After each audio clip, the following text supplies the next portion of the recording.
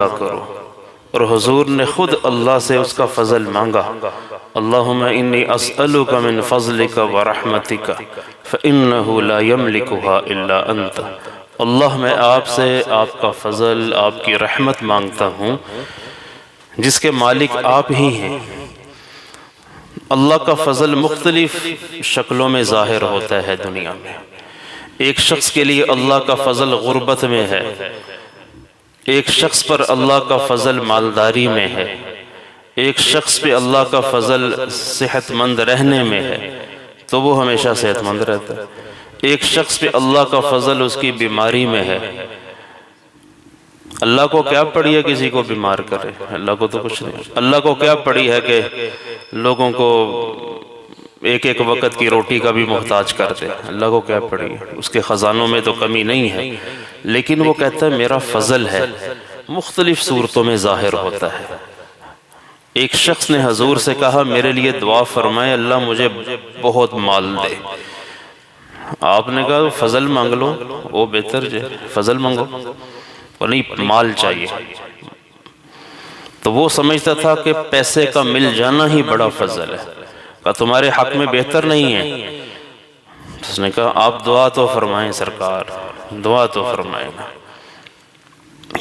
آپ نے اس کے مالدار ہونے کی دعا کر دی کہ اللہ تجھے مال عطا فرمائے، لیکن اس میں برکت کی دعا نہیں آپ نے دی، کہ آپ پہلے بتا چکے تھے کہ یہ مال تیرے حق میں بہتر نہیں ہے، لیکن وہ ضد پہ اڑ گیا کہ نہیں مجھے بہتا چاہیے۔ دیکھتا ہوگا نا لوگوں کو، ہم لوگ بھی ایک دوسرے کو دیکھتے ہیں کہ جو نعمتیں اللہ کی ہمارے پاس ہیں اس سے ہم انجوائے نہیں کر رہے ان نعمتوں کو، ہم ان نعمتوں پر بیٹھ کر دوسرے کو دیکھ رہے ہیں کہ اس کے پاس مجھ سے زیادہ ہے۔ یہی ہے ہماری تباہی، یہی ہے ہماری خرابی کہ اپنی جیب میں نہیں دیکھتے، دوسرے کی جیب میں دیکھتے ہیں کہ اس کے پاس کتنا ہے۔ آپ نے دعا فرمائی تو اللہ نے نا اس کو مال عطا فرمایا، بکری اس نے رکھی اور بکری میں مالی بچے پیدا ہونے شروع ہو گئے۔ ویسے بھی بکری برکت والا جانور ہے، اللہ نے جب رزق اتارا تھا تو اللہ تعالیٰ نے جو 9 حصے تھے نا وہ زراعت میں اور بکری میں رکھے تھے، 9 حصے رزق زراعت میں اور بکری میں رکھا کہ بکری میں اللہ نے برکت رکھی۔ اس کو اللہ نے مال دینا شروع کیا، وہ اتنا مال آیا کہ وہ مدینہ سے کچھ فاصلے پہ اس نے اپنا ایک بڑا باڑا بنا لیا، وہاں اس کے پاس بکریاں بکریاں بکریاں بکریاں، انہی میں رہنا، نماز کبھی کبھی پڑھنی شروع کر دی۔ پھر اور مال بڑھا تو پھر اس نے شہر مدینہ سے باہر ایک بڑی جگہ لے کر وہاں اپنا مال اس نے رکھا۔ اس شخص کا نام تھا ثعلبہ۔ اب دن رات بکریوں کی سیوا ہی کرے گا، جب اتنا مال ڈنگر اکٹھا ہو جائے بندے کے پاس تو پھر بکریوں کو پٹھے شٹھے ڈالنے ہیں بندے نے، اور کیا کرنا ہے۔ پھر نمازیں شمازیں ختم، پھر کپڑے ہر وقت پلید ہیں، بکریوں کے پیشاب کے چھینٹے پڑی ہیں ہر وقت۔ پھر جمعے میں حضور کے پاس آیا کرتا تھا، پہلے نمازیں مسجد میں پڑھتا تھا، پھر نمازیں گئیں۔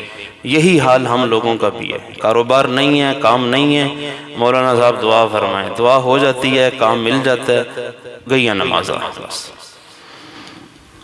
ہم اپنے آپ کو اللہ سے بھی سیانے سمجھتے ہیں کہ ہم بہت سیانے ہیں، یہ ہماری بربادی ہے اور اس کو ہم کیا کہہ سکتے ہیں۔ تو بالآخر جمعہ بھی نصیب نہ ہوا، سال گزر گیا۔ 1 سال بعد حضور نے 2 لوگ بھیجے کہ جاؤ بکریوں کی زکوٰۃ اکٹھی کر کے لاؤ، 40 بکریاں ہوں تو 1 بکری زکوٰۃ کی ہوتی ہے، 120 تک ایک ہی بکری لے گی، پھر 121 بکریاں ہو گئیں تو 2 بکریاں زکوٰۃ کی نکالیں گے۔ تو اس کے پاس تو ہزاروں بکریاں تھیں۔ جب وہ عامل گئے زکوٰۃ وصول کرنے کے لیے تو اس نے صاف چٹا انکار کیا کہ بھائی میں نہیں بکریوں کو دیتا، میرے کو نہیں آگا۔ یہ عجیب اللہ کی عجیب شان ہے کہ جب وہ پیسہ کسی کو دیتا ہے نا پھر اسے دل لے لیتا ہے۔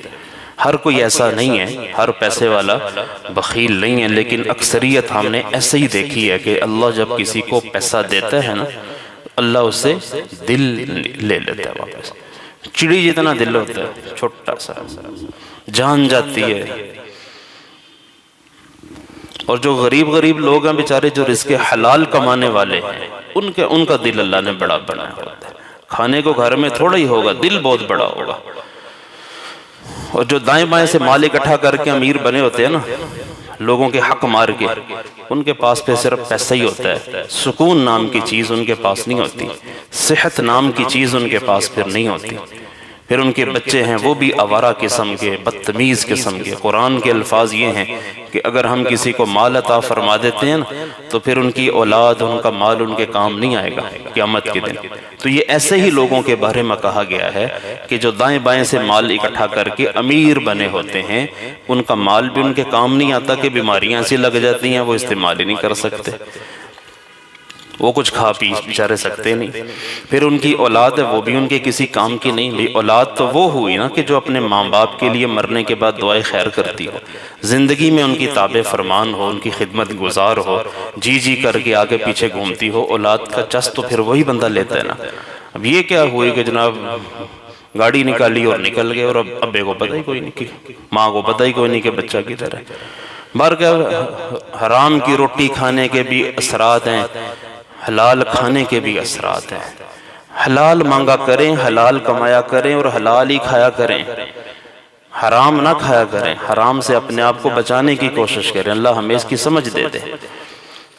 سالبہ نے انکار کیا تو حضور کے پاس وہ لوگ آئے اور آ کر کہنے لگے، حضور اس نے انکار کر دیا۔ ارشاد فرمایا، وَيْلَكَ يَا ثَعْلَبَةَ، تو برباد ہو گیا سالبہ، تو برباد ہو گیا، پہلے ہی کہا تھا کہ تیرے لیے بہتر نہیں ہے۔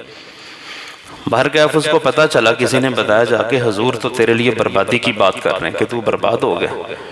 وہ پھر دوڑ لگائی، اس نے بکریاں لے کر آیا حضور کے پاس کہ یہ زکوٰۃ کی ہیں۔ آپ نے کہا اب نہیں، اب جاؤ، اسے بھیج دیا واپس۔ حضور کا وصال ہو گیا تو حضرت ابوبکر رضی اللہ عنہ کی خلافت کے زمانے میں پھر بکریاں لے کر آئے زکوٰۃ کی۔ انہوں نے بھی انکار کر دیا کہ حضور نے نہیں قبول کیا تو ہم کیسے کریں۔ پھر حضرت فاروق اعظم رضی اللہ عنہ کی خلافت کے زمانے میں آیا لے کر، قبول فرمایا۔ جب حضور نے قبول نہیں کیا ہم کیسے کریں گے؟ بالآخر وہ بکریوں کے باڑے میں ایک دن مردہ پایا گیا، ختم۔ اللہ کا جو فضل ہے وہ مانگو، ہمارے حق میں جو بہتر ہوگا پھر وہ کر دے گا، ٹھیک ہے؟ ہم اللہ کا فضل اس سے نہیں مانگتے، ہم اپنی سمجھ سے سمجھتے ہیں کہ یہ چیز مجھے مل گئی تو میں کامیاب ہو جاؤں گا۔ بھائی عسیٰ ان تکرہوا شیئا وہو خیر لکم وعسیٰ ان تحبوا شیئا وہو شر لکم۔ بندو بسا اوقات ایسا ہوتا ہے کہ تم کسی چیز کے پیچھے پڑے ہوتے ہو کہ یار یہ چیز مجھے ملنی چاہیے، ضرور مجھے ملنی، لیکن وہ تمہارے حق میں بہتر نہیں ہوتی۔ اور بسا اوقات تم کسی چیز کے ملنے سے خوش نہیں ہوتے کہ یار ہے کہ یار یہ تو میرے مقام کی اپنا مناسب نہ تھی، میری شان تو اس سے بڑی ہے، یہ مجھے کیا چیز دے دے۔ بسا اوقات تم کسی چیز کو ناپسند کر رہے ہوتے ہو، تمہارے حق میں بہتر ہوتے ہیں۔ بیٹیوں کی پیدائش میں ناگواری کرتے ہوئے اذا بشر احدهم بالانثى ظل وجهه مسودا وهو قزیم، کہ بچیوں کی پیدائش پہ تمہارے منہ کالے پڑ جاتے ہیں غصے سے کہ بچیوں کو ایک تو پال پوس کے بڑا کرو، پھر ان کی شادیاں کرو، اور پھر ان کے نصیب سے ڈرتے رہو کہ پتہ نہیں کیا ہو جائے گا۔ لیکن تمہیں کیا خبر کہ وہ تمہاری بچیاں تمہارے حق میں کتنی بہتری کا سامان ہیں، تمہیں نہیں پتا۔ نظر کچھ آ رہا ہوتا ہے، حقیقت کچھ ہوتی ہے۔ تو اللہ سے ہمیشہ اس کا فضل، اللہ سے ہمیشہ خیر مانگنی چاہیے، عافیت مانگنی چاہیے، اللہ اپنی شان سے عطا فرمائے گا۔ تو یہ اللہ کے فضل میں